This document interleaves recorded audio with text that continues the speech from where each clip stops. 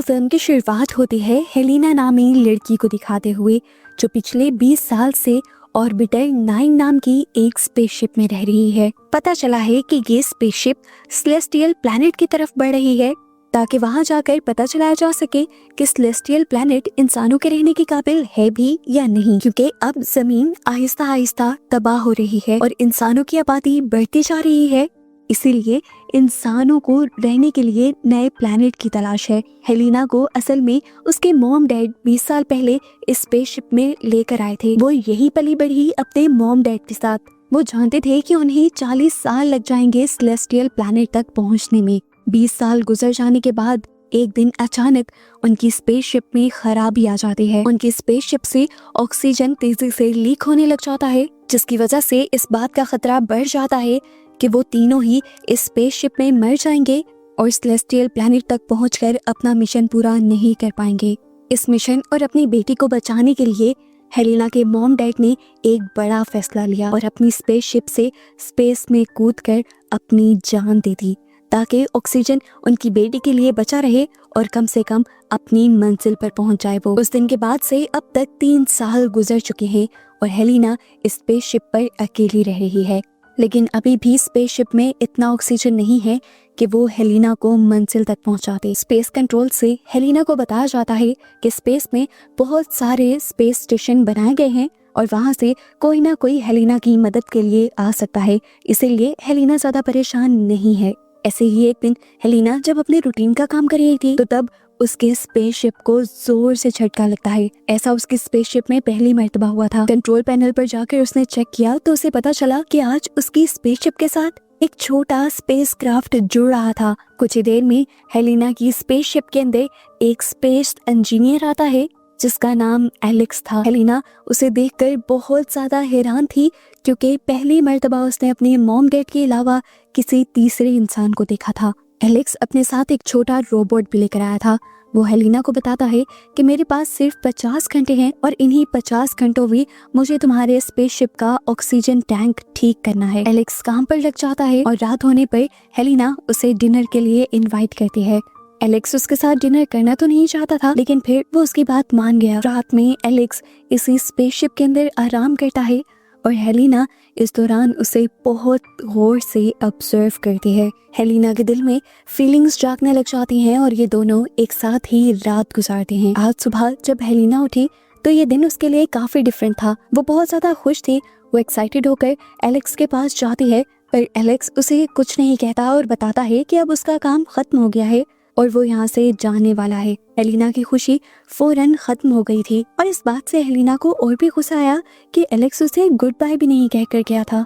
Spaceship से निकलने के बाद हम एलेक्स को एक हॉलवे से गुजरता हुआ देखते हैं, जिसके बाद वो ऊपर की तरफ आ जाता है और रिवील होता है कि एलेक्स इस टाइम स्पेस में नहीं था बल्कि वो तो अर्थ पर था।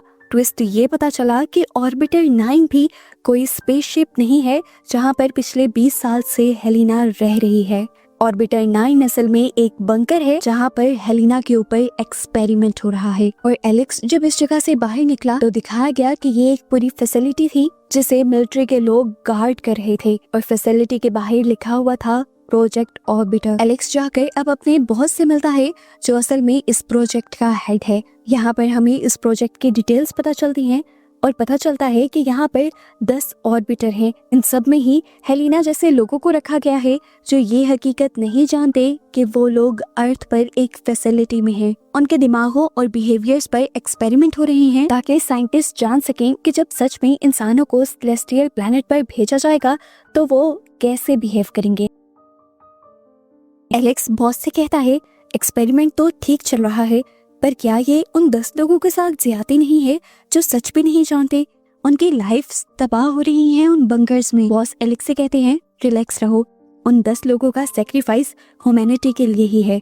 20 साल के बाद अगर हमारा ये एक्सपेरिमेंट कामयाब हो जाता है तो हम फाइनली पहला स्पेसशिप सेलेस्टियल प्लैनेट तक भेजेंगे जहाँ जाकर इंसान अपनी एक नई दुनिया बसाएंगे। बॉस एलेक्स से कहते हैं ये एक्सपेरिमेंट हमारे लिए बहुत ज्यादा जरूरी है क्योंकि पूरी ह्यूमैनिटी, पूरी इंसानियत को दूसरे प्लैनेट पर भेजना है और इसके लिए कोई रिस्क नहीं लिया जा सकता। ये बातें सुनने के बाद एलेक्स अब अपने घर के लिए निकल जाता है। रेडियो न्यूज में बताया जाता है कि आज सेलेस्टियल प्लैनेट की तरफ पहले जाने वाले स्पेसक्राफ्ट को तबाह हुए 5 साल गुजर गए थे। ये वो पहला स्पेसक्राफ्ट था जिसे एलेक्स की निगरानी में सबसे पहले सेलेस्टियल आइलैंड की तरफ भेजा जा रहा था, पर स्पेसक्राफ्ट के स्पेस में लॉन्च होती ही पूरा का पूरा स्पेसक्राफ्ट तबाह हो गया और स्पेसक्राफ्ट में मौजूद सारा क्रू और साइंटिस्ट भी मारे गए। इस हादसे के बाद अब तक कोई दूसरा स्पेसक्राफ्ट सेलेस्टियल प्लैनेट तक नहीं भेजा गया था।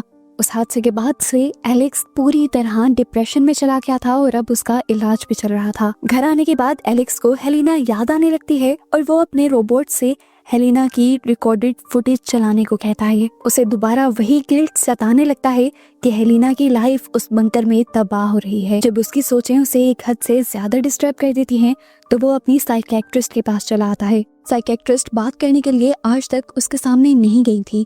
ये लोग एक स्क्रीन के पार से बात करते थे। एलेक्स उसे अपनी सोचें बताता है कि किस तरह 10 लोगों को साइंटिस्ट इस तरह इस्तेमाल कर रहे हैं जिस तरह लैब में किसी चूहे को इस्तेमाल किया जाता है, और उन सब के लिए एलेक्स परेशान है। अपना सेशन कंप्लीट करने के बाद एलेक्स घर भी आ जाता है और दोबारा हेलिना की पिक्चर्स देखने लग जाता है। उसे हेलिना इतनी याद आती है कि वो दोबारा हेलिना के बंकर की तरफ जाने का फैसला करता है। यहाँ अपने स्पेसशिप के अंदर हेलिना दिखती है कि उसके स्पेसशिप में झटके लग रहे थे। उसका एआई सिस्टम उसे बताता है कि उसकी स्पेसशिप के साथ एक और स्पेस क्राफ्ट अटैच हो रहा है। वो हैरान थी, उसने तो हेल्प के लिए किसी को भी नहीं बुलाया था। थोड़ी ही देर में एलेक्स स्पेसशिप के अंदर आ जाता है और हेलिना ये देखकर हैरान हो जाती है कि उसने स्पेस सूट नहीं पहना था। एलेक्स यहाँ पर उसे सारा सच रिवील कर देता है कि तुम स्पेस में नहीं हो, तुम इस टाइम अर्थ पर ही हो और ये एक एक्सपेरिमेंटल फैसिलिटी है। अगर तुम्हें इस सब से निकलना है तो अभी और इसी टाइम तुम्हें मेरे साथ चलना होगा। हेलिना को उसकी बातों पे यकीन नहीं आ रहा था। वो पिछले 20 सालों से यहाँ थी। तो अब एलेक्स यहाँ पर लगे हुए कैमरास निकाल कर हेलिना को दिखाता है। वो बताता है कि बचपन से एक्सपेरिमेंट हो रहा है तुम्हारे ऊपर नजर रखी जा रही है, तुम्हारे बिहेवियर को, तुम्हारी बॉडी को ऑब्जर्व किया जा रहा है। ये सारी बातें करते हुए वो अब कंट्रोल पैनल तक जाता है और हेलिना की पुरानी रिकॉर्ड हुई सीसीटीवी फुटेजेस को लाइव फुटेज के साथ मर्ज कर देता है, ताकि जब हेलिना यहाँ से निकले तो किसी को भी शक ना हो। और हेलिना की मूवमेंट को ट्रेस करने के लिए वो अपना रोबोट यहाँ पर छोड़ देता है, ताकि किसी को भी शक ना हो कि हेलिना ऑर्बिटर 9 से निकल चुकी है। एलेक्स अब हेलिना को लेकर बंकर के बाहर आ गया था। बाहर आते ही हेलिना की हार्ट बीट बहुत ज्यादा तेज हो जाती है, क्योंकि वो पहली मर्तबा रोशनी को देख रही थी। वो अपनी इर्द गिर्द के माहौल को देखकर ऐसे हैरान हो रही थी जैसे ये सब नकली हो। एलेक्स जानता था कि यहाँ से हेलिना को निकालना आसान नहीं है, इसलिए वो हेलिना को एक ऐसे बॉक्स में डालता है जिस बॉक्स के अंदर से हेलिना की बॉडी ट्रैक ना हो पाए, और इस बॉक्स को वो अपनी डिग्गी में रखकर हेलिना को अपने घर ले आता है। घर आकर एलेक्स हेलिना को सारा सच बताने लगता है। वो बताता है कि मैं एक साइंटिस्ट हूँ और इस प्रोजेक्ट का एक बहुत बड़ा हिस्सा हूँ। प्रोजेक्ट की डिटेल्स बताने के बाद वो हेलिना को ये भी बताता है कि मैं उस दिन ऑक्सीजन टैंक ठीक करने नहीं आया था, मैं वहाँ का एआई सिस्टम चेक करने के लिए आया था। एलेक्स उससे ये भी बताता है कि तुम्हारे मॉम डैड भी अभी तक जिंदा हैं। ये बात सुनकर हेलिना शॉक हो जाती है और उनसे मिलने की रिक्वेस्ट करती है।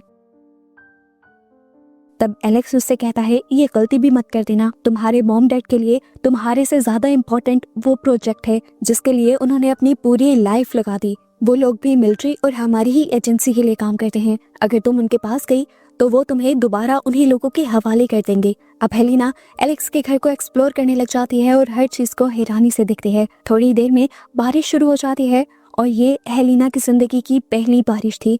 वो इसे बहुत एंजॉय करती है। अगले दिन हम देखते हैं कि एलेक्स अपने साइकियाट्रिस्ट के पास आया था। उसने बताया कि हेलिना के लिए उसने स्टैंड ले लिया है और फाइनली वो हेलिना को वहाँ से निकाल लाया है। साइकियाट्रिस्ट उसकी बहादुरी पर बहुत ज्यादा हैरान होती है और पहली मर्तबा अब उसके सामने आती है और उसे अपना कार्ड देती है, ये कहते हुए कि अगर तुम्हें कभी भी मेरी हेल्प की जरूरत पड़े तो तुम मुझे याद कर सकते हो।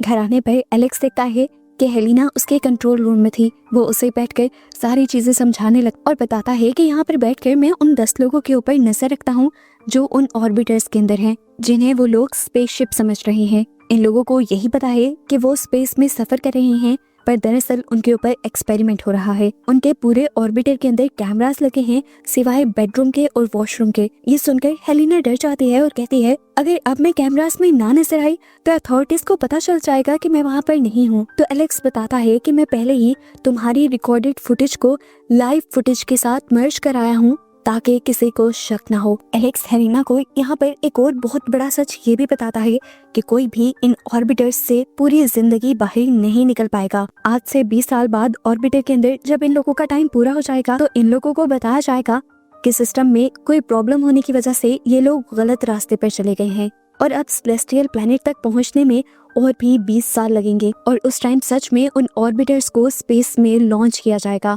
इस तरह पूरी जिंदगी ऑर्बिटर्स से इंसान कभी बाहर नहीं आएंगे और तुम्हें देखो मैं बाहर ले आया हूँ। एलेक्स उसे ये भी बताता है कि ये सब इंसानों के लिए किया जा रहा है।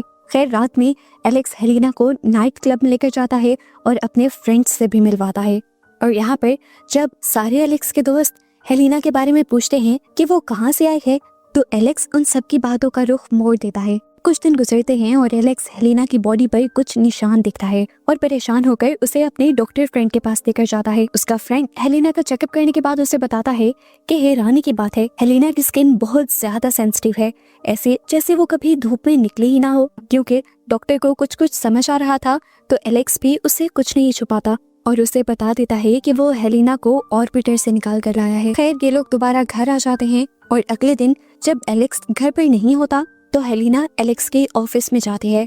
वहाँ पर उसे सारे ऑर्बिटर्स की फाइल मिलती है जिसमें से वो अपनी फाइल निकालकर जब चेक कर रही होती है तो उसे एक बहुत बड़ा सच ये पता चलता है कि वो कोई नॉर्मल इंसान नहीं थी बल्कि उसे क्लोनिंग कर कर बनाया गया था। ये सच एलेक्स उससे छुपा गया था और ये सच जानकर वो टूट चुकी थी। इसी फाइल में हेलिना के पेरेंट्स का भी एड्रेस था जिसके जरिए हेलिना को क्लोन किया गया था। हेलिना अब उनसे मिलने का फैसला करती है और अकेले ही एलेक्स के घर से निकल जाती है। एलेक्स जब घर आता है तो वो हेलिना को ढूंढता है। हेलिना जब उसे कहीं नहीं मिलती तो वो अपने ऑफिस में जाता है और हेलिना की खुली हुई फाइल देखकर समझ आता है कि हेलिना अपने पेरेंट्स से मिलने के लिए निकल चुकी है। हेलिना अब अपने पेरेंट्स से मिलती है और उन पर गुस्सा करती है क्योंकि वो दोनों उसे उस ऑर्बिटर में छोड़ आए थे। हेलिना भी इसलिए भी टूटी हुई थी क्योंकि उसे अपना आप अब इंसान नहीं लग रहा था। उसकी मॉम उसे समझाती है, देखो चाहे तुम एक नॉर्मल बच्ची नहीं हो लेकिन तुम्हें हम इंसानों के ही जीन लेकर बनाया गया है और मैं तुम्हारी सैरोगेट मॉम हूँ। एक नॉर्मल बच्चे की तरह मैंने 9 महीने तुम्हें अपने पेट में पाला है। अभी जब ये दोनों बातें ही कर रहे थे तब हेलिना के डैड आकर हेलिना को रीलिंग से बांध देते हैं और अथॉरिटीज को कॉल कर देते हैं कि वो आकर हेलिना को यहाँ से ले जाएं। हेलिना समझ आती है कि एलेक्स ने सच कहा था। उसके पेरेंट्स के लिए उससे ज्यादा उनका ये प्रोजेक्ट इम्पोर्टेंट था। पर हेलिना की मॉम के अंदर अभी भी हेलिना को लेकर इमोशंस थे। वो यहाँ अपने हस्बैंड को ही बेहोश कर देती हैं उसके सर पर कोई चीज मारते हुए और हेलिना को यहाँ से भगा देती हैं अथॉरिटीज के आने से पहले पहले। कुछ देर तक वो सड़कों पर ही भागती रहती है और तभी उसे एलेक्स मिल जाता है जो उसे ही ढूंढ रहा था। हेलिना उससे भी बात नहीं करना चाहती थी क्योंकि उसने भी हेलिना से सच छुपाया था। एलेक्स के पास भी अपनी सफाई में बोलने के लिए कोई लफ्ज नहीं थे। उसने बस हेलिना को गले लगा लिया। यहाँ अब अथॉरिटीज को पता चल गया था कि हेलिना ऑर्बिटर से बाहर निकल आई है, इसलिए वहाँ के लोगों में एक अफरा तफरी सी मच जाती है। अथॉरिटीज ये फैसला करती हैं कि हेलिना को मार दिया जाएगा क्योंकि उनके इस प्रोजेक्ट को तब तक सीक्रेट रहना था जब तक वो ऑर्बिटर्स को स्पेस में लॉन्च न कर देते।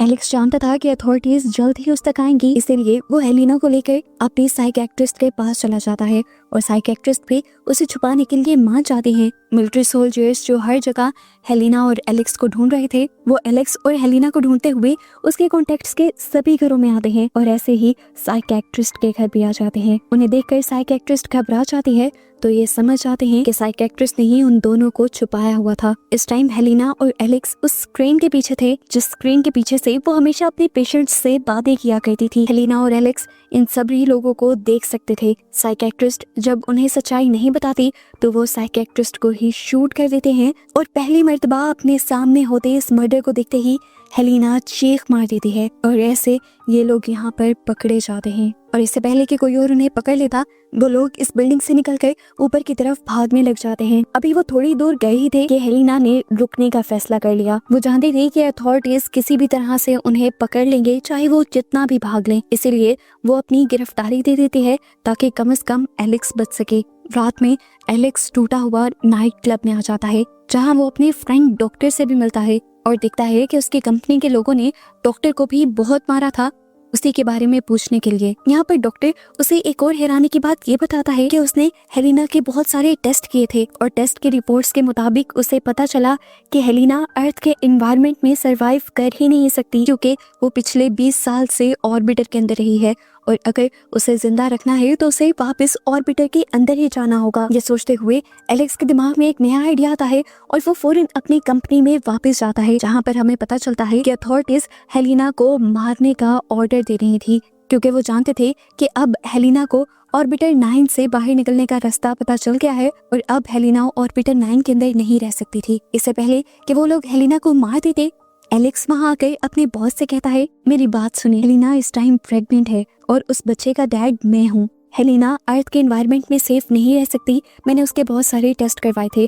उसे अगर जिंदा रहना है तो ऑर्बिटर 9 के अंदर ही जाना होगा। मेरे पास एक आइडिया है जिससे आप लोगों का सीक्रेट भी सेफ रहेगा, आप लोगों का मिशन भी पूरा हो जाएगा और हेलिना और मेरी लाइफ भी सेट हो जाएगी। मैं और हेलिना दोनों ऑर्बिटर 9 के अंदर रहेंगे, वहीं पर अपने बच्चे को पालेंगे और जब वक्त आएगा तब स्पेस ट्रेवल भी करेंगे। बॉस को और क्या चाहिए था, वो एलेक्स की बात मान लेते हैं और फाइनली हेलिना की जान बख्श दी जाती है और इन दोनों को ऑर्बिटर 9 के अंदर भेज दिया जाता है। वक्त गुजरता है और हमें 20 साल बाद का सीन दिखाया जाता है।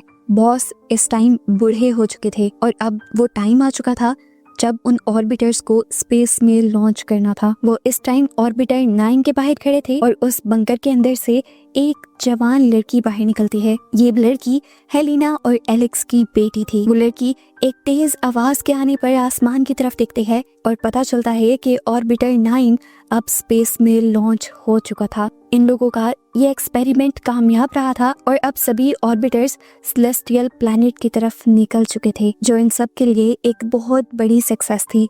और बस यही सब दिखाते हुए ये मूवी यहाँ खत्म हो जाती है।